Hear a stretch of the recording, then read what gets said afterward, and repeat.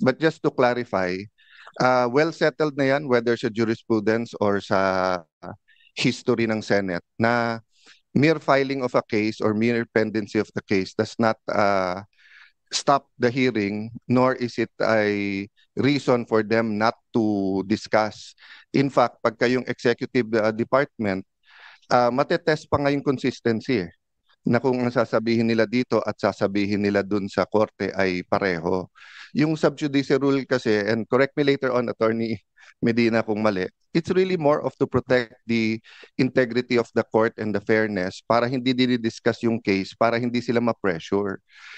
Yung sub judice rule is not meant para yung kung may inconsistency sa ibang bodies, sa SEC, quasi-judicial bodies, or dito sa Congress or sa Senate. Kasi kung yun po ang kaso, di lahat ng ginagawa ng mga COM ngayon, ng mga TRICOM, QUADCOM, ang kailangan lang gawin ng witnesses nila ay mag-file ng kaso against themselves.